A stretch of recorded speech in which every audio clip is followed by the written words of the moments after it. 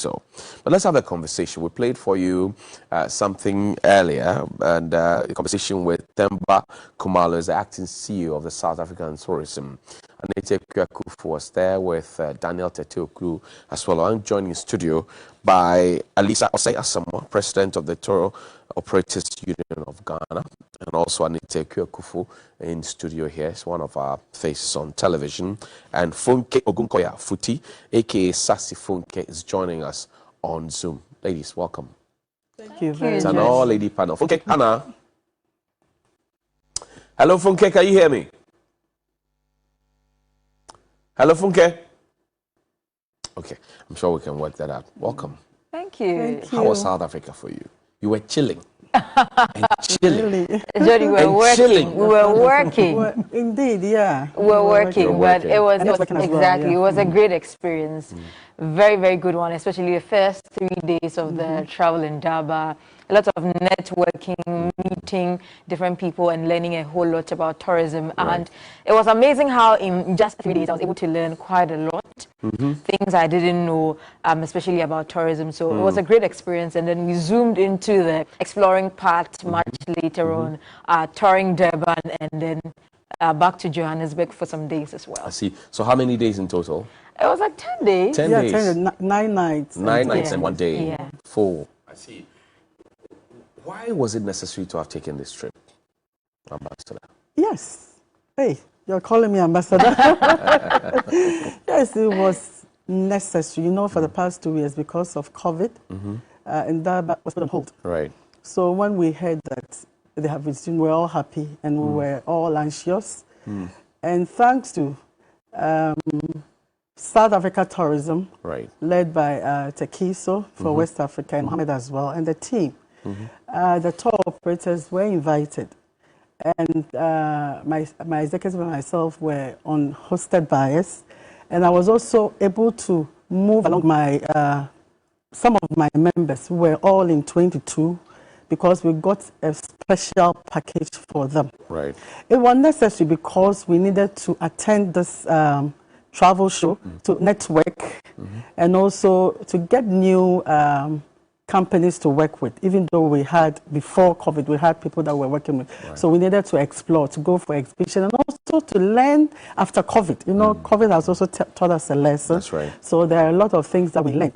And as Anita rightly said, we needed to sample and experience the product. Okay. Because, of course, we're coming back home to work with them. Right. Some even showed interest in bringing business to Ghana, of course. That's good. So it was worth it. I see. Anita, what were the takeaways for you? The takeaways in terms of what just Right being from in the airport, your hotel, and the daily runs. What was the takeaway for you? What can we learn, you know, as Ghanaian tourism from our South African counterparts? I think one of the things I kept telling Daniel was that their routes are very good. Their maintenance culture is on point, if you ask me, because there were places we visited, like the Heritage Tower. We went to see the house of Mahatma Gandhi, and it's been there for several years, but you can still see how well kept the place is. Good roads, like I mentioned, good hotels. They've invested so much in their tourism sector. And I had a conversation with TK Tekiso, and he was telling me the amount of money they pumped into the Ndaba and bringing us over there and getting people from so many other countries to converge under one roof, just to tell the world that tourism in South Africa is back. So it's more of when you invest in, you get it back. They know what they are doing, and they keep doing it. And one thing we can obviously learn from them, I think, is a maintenance culture. We have so many beautiful things here, but we are not maintaining them properly, if you ask me. Interesting. Let me bring in Funke. Funke is joining us now. Sassy Funke. How, buddy? Hello, Funke. Hello, Funke.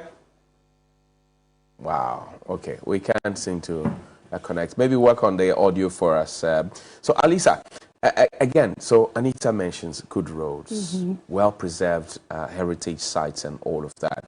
For you as tour guides, Tour operators, yeah. tour operators, what did you also see and learn? Yes, You've been back and forth exactly. so many times. Okay, yeah, because we sell the product. We were also looking at the customer service. Apart from the the road and the site itself, which in fact we have a long way to go. You know, looking at some of the sites and the number of years, the maintenance is very good. Right. And the tour guides that we also use, how professional they are.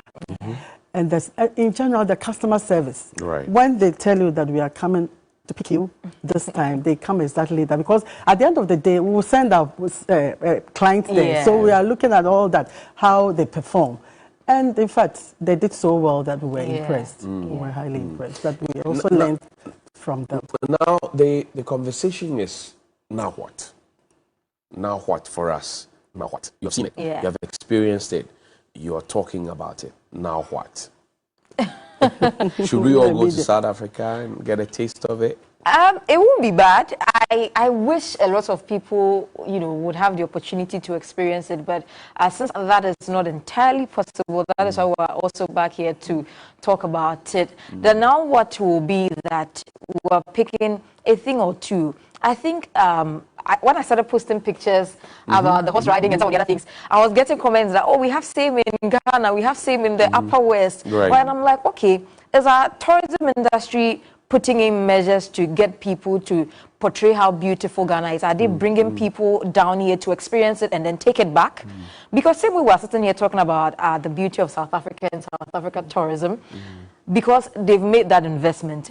They took the pain to bring all of us to South Africa and then come back and talk about it. That's an investment. It's an investment.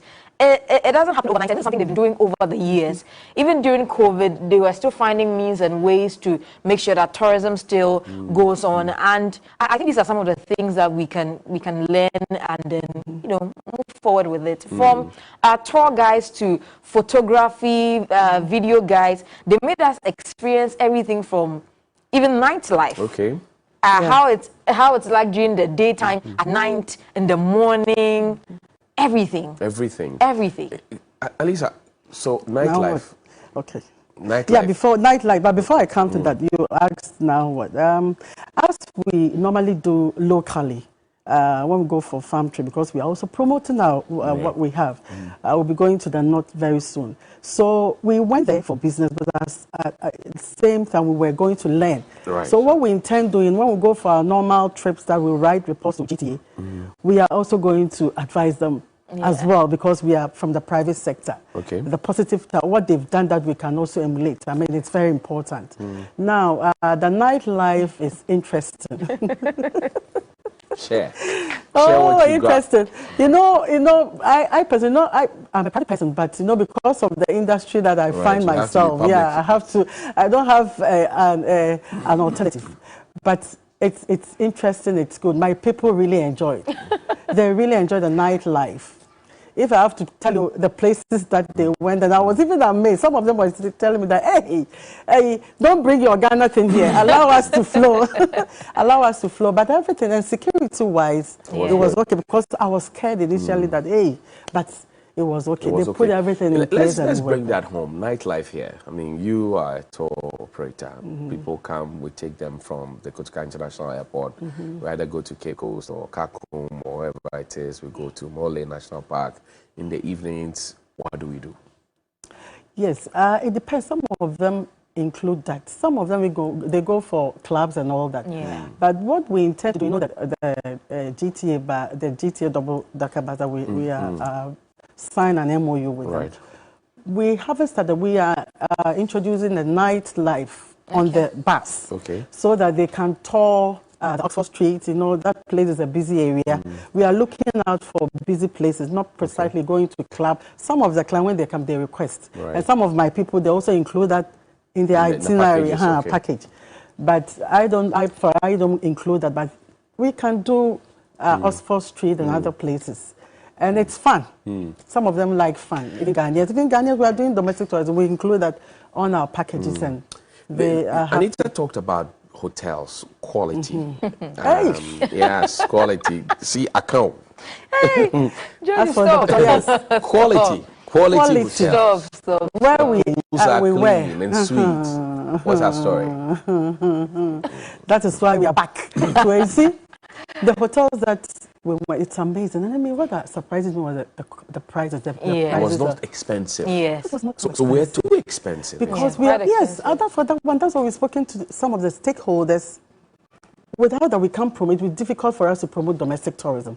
Some of them have given us a good rate, but some are also saying that the taxes that they are paying, which they are still talking to the government angle, the body in charge of that, to do something about it. But we had to find out from them what is the clue, because the hotel that we stayed, you can Google the capital. We've seen some before. Zimbabwe. So, and excellent. I mean, in terms of everything. So what is on point? What motivation did you pick from there? The motivation that in fact we even though we have a long that's way to Capital go. Pearl Hotel on your screens right now. Yeah. Wow. Look at the hotel, like a presidential palace. Wow. Yeah, look at it. And that's Danny's gunshot. Wow. It's awesome. Yeah. It was awesome. So we have hope. Some of our hotels are doing well. For example, About the Beach has given us a good rate, and they are 5-star hotel. So we will talk to them for them to do better. Even though they are giving us, they can do better.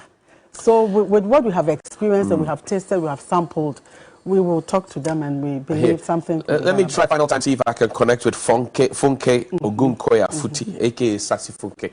Funke, good morning. Hello, Funke, can you hear me?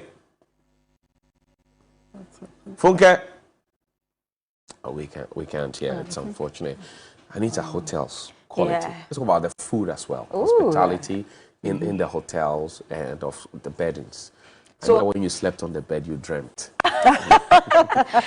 Johnny, the hotels, world class. There was one I posted, and Mr. Doku was like, that hotel, I think it was the Legacy Da Vinci. Da Vinci, that hotel, I think it was one of the best we were in. And you, from customer service to everything was on point. And to the food as well. Initially, I was skeptical. How is their food going to taste like? Daniel the rices, you know, how is the food going to taste? Salmon. And you know, we took you don't want to go there. hoping that Exactly. but at the end of the day, you know, I was feeling some way, because the last time we went to Seychelles, we passed through Ethiopia, and their food was some way. So Daniel and myself, we really struggled. So this around, we were like, we were hoping, and then I was blown away. From you should have just stuck with pap like Banku. You know, they have pap. They have. We even tried their local meat stuff called, is it braai? So it's had with bread and pepper, and it was so good. Their meat, well spiced. So no matter which part of the world you're from, once you go there, there's something for you. They have fine dining restaurants where if you want to go to Abrofusem, you get something to eat. But their food on point, hotels. Okay, and also to add to that, you know, I come to you. Sorry, let me. Funke has been on. Funke, good morning. Welcome. Good morning. Can you hear me? Yes, I can hear you. How, buddy? Well, good here. Nice. You care to share your experience, South African experience? You're a content creator. What caught your attention? Oh, wow. So many things. It was my third time in South Africa, my first time in Durban. I think from a culture perspective and in terms of also affordable luxury, I think I heard Anita talk a little bit about the hotels and accommodation. I was truly blown away. You know, to think like in Africa, we have this level of quality that is affordable, and we don't have to travel, you know, outside of our continent for this. That really stood out to me. And of course, just learning more about the culture. We went to Lesedi village and just learned, you know, Africa is such a diverse culture. And sometimes we forget it. We're in our own country, you know, I'm in Nigeria right now, and we're sort of in a, and being able to be immersed in another culture and just learn about them just shows how, I guess, how beautiful Africa is, right? Great. What was your experience with food? I heard there was some crocodile meat in the mix. Did you also have a taste of that? You know what? I did. It was my first time tasting crocodile, and it tasted like chicken. It was actually quite nice. I was very surprised. So it was definitely worth trying. So if you haven't tried it, you should definitely try it too. I see. Interesting. Now, for you as, again, a content creator, did you see an environment that was welcoming to the content creation industry as opposed to what you would find normally in Nigeria? It was miles apart, right? I think the South Africans are very welcoming. I think South African tourism, as the board, has invested heavily in promoting their country. They've done very well in doing that. I think the people of the country too have been very receptive to that. And because of that, when it comes to filming, documenting, I had absolutely no issue, which I guess I cannot say the same for Nigeria, but we hope that we will get there too. Anita, crocodile meat, did you also have a taste at it? Johnny, you know, Daniel and I were shooting one of the outros before we came in. So when I came in, they were all eating. And then I went to, you know, the buffet. I served myself. We had breakfast earlier, so I was like, I want something light, so something like salad and chicken. Right. So when I saw the crocodile meat, it looked like chicken, like Funke is saying. Okay. So I picked it, and then Woody Maya was like, do you know that is crocodile meat? I had already taking one, and I was like, Woody, he was like, oh, it's true. The chef said, I was like, you're lying. I asked Daniel. Daniel was like, oh, I'm Pao. I'm like, at once I just dropped it. Crocodile. I was like, no, I can't do this. But why? You had already eaten it. It tasted but you good. know, I was just picturing the whole crocodile thing. I'm like, no, the video you are seeing, that is not the crocodile incident. Unfortunately, we didn't capture it. But Johnny, it looks like chicken, well spiced. It was that nice. But the thing is, I just couldn't bring myself to eat the crocodile meat. Interesting. Let's wrap up the conversation this way. And I'd like takeaways. Let me begin this with Funke. Funke, so takeaway for other African countries, Ghana, Nigeria particularly, what can we do to improve our situation as well, to draw more people here and to also maximize the potential of tourism, raking a lot of forex and foreign direct investment as well? Right. Of course. I think firstly, we need to tell the world that we're open, right? So that comes from marketing, like putting it out there, attending trade shows globally to share with the outside world that we're ready. And it also, I think a lot of work has to be done internally. You know, for countries like Nigeria, for example, we need to work on infrastructure, we need to work on our economy, we need to work on our tourism sites to make sure they're up to the sort of standards that are global, which I saw in South Africa, right? I think once we do those two things, pushing tourism, making tourism a huge part of our GDP will be pretty easy once we do those two things. And what about security and cost of hotels? Okay, yes, definitely. I think security is something that we definitely have to look at. But I'll tell you something. I visited Mexico, I think probably 4 times in my life. Mexico is not the safest country in the world, right? Right. But it's one of the big tourist destinations. Why? The governments of Mexico have been able to sort of create this image, this brand, because branding is really important. It's how you put yourself into the world, right? In the world, it's how they see you. And that has to do a lot with marketing, which I see South African tourism is doing a lot of, right? So I think even though work on it, but we don't have to wait for perfection, right? There's some parts of our countries that are quite safe that we can make those like the destination, you know, create festivals for those cities. You know, there are other, we can go around before we, you know, let's not wait for perfection before we move. I said finally, but I'm just curious to learn how influential is your content that you create on Nigerian tourism, for example? Is it helping the country in any way or what? It's not to like be like, you know, blow my own trumpet. I think it's helping significantly. So I'm not sure if you're aware, but I'm also the author of a travel guide. It's the first ever locally curated, you know, travel guide for Lagos, Nigeria, which is available globally on Amazon. And, you know, my channel is dedicated to helping Nigerians and Africans travel better and smarter. A lot of Nigerians that have come into Nigeria, they've been away for many years, Nigerian Americans, they found that my platform and my resources has been sort of the push, you know, sort of to aid them enter the system. So I think it's been highly influential, if I must say so. All right, Funke, thank you very, very much indeed. Sassy Funke is a Nigerian content creator. She was also out there in South Africa, Ketsi South African Tourism, and she joined us via Zoom. Anita, you're also a content creator. You have huge followership on social media.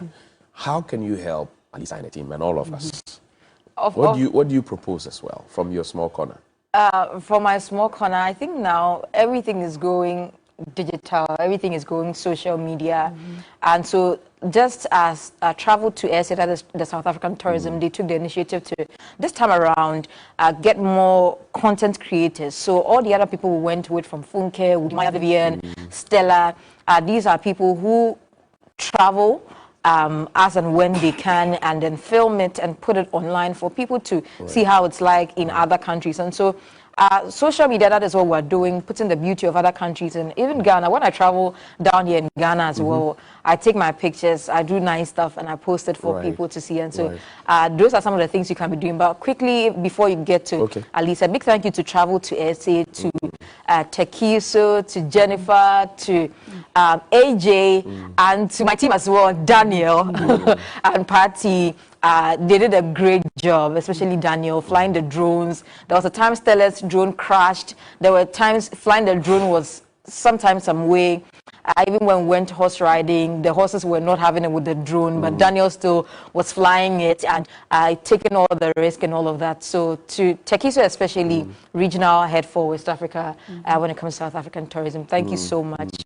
We're grateful for this opportunity. Great. Alisa, you have the final word. Yes. Okay, thank you. The bigger picture now. Yes, you see, now we are back, and I would also say that GTA is also doing well in terms of the customer service that we say. They are running Obatampake, they are running the program for us, and also the media campaign that we are doing. We are on the same page. You know, we go to media houses with them and we talk about tourism, domestic tourism, because we want to widen. Talk. Yeah, and it has really helped. Yeah, with the figures that are coming up. And also to thank, I also stand on this platform to thank my people whom that we negotiated the rate, they were able to go with us. We moved about 22, and we hope that next year, 22. yes, looking at our number, because Nigeria is huge. When Nigeria tour operators are more than 3,000. Right. Wow. And looking at it, they were so happy, they were so grateful for moving 22 Ghanaians to South, and we believe that next year will be 100%. Now, I also stand on... But the balanced reciprocity, how many of them are you moving here to come and see what we have? Yes, you know, I got about 3 companies, and my other people also testify that some company has signed on, they are bringing people here, so it's going to be vice versa. And the regional aspect as well. Now, we are signing on with Nigerian tour operators. We'll be going there, they will come here. And some have also signed on with my members, myself as well, doing business vice versa, taking people and also bringing people here. And I thank everybody. I thank Tekisu, I thank Mohammed and team, Jennifer and co, and Uswat as well for a wonderful job. And we are so grateful to them.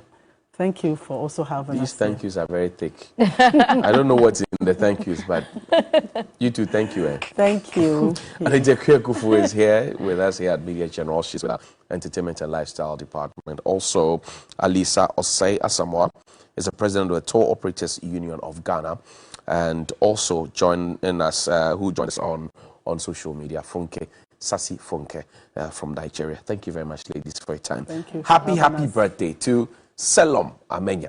He is also known as Dr. Supremo. Yeah. Court correspondent extraordinaire. He's also in the 3 newsroom, and is also your man to be with on Saturday mornings on 3FM 92.7 for the chat show. Yeah, he's got it. So, Dr. Supremo, Apsu, Action Kutin, make it rain today and live long. Happy 40th birthday to you, my brother. Also, a happy birthday to Amos Emisa of Coca-Cola and Thomas Emisa of Deloitte & Touche. Happy birthday also to Stephen Kavianu. Yesterday was your birthday, belated one, I should say. Happy birthday to Gerald O'Brien, Howicks, Crab. To you, Oswald Kwame Deladem Fuli. You're 7 years today. Happy birthday to Kenneth Dankwa of Ketabusko from your mom, Grace Yamoa. Happy birthday also to Tuado Boahim. Richard Nanasampiaro, to the head of Civil Service of Ghana. Alisa Osei Asamoah, I mentioned your name already. Wow, happy birthday to all of you. And a big fat congratulations to Nana Osei Dakwa of the Green Republic. You have your 2nd annual Climate Benefit Ball coming up sometime in June, 4th of June. We will talk about climate change and all the accelerated growth. Belated one to Antara Mohammed of APL. It was your birthday. You didn't do a party. We will pretend as if it wasn't your birthday, but it's it was your birthday. Senior Lotte, good morning to you as well. We have closed. We are going home. But we have to dance. You went to dance to Amapiano in South Africa. Oh, yes. I think when we went to the club. Yes. Yes. Please play Adina's Amapiano rhythm for us. We will dance to it. Lisa, you will dance to it. There will be a pandemonium here.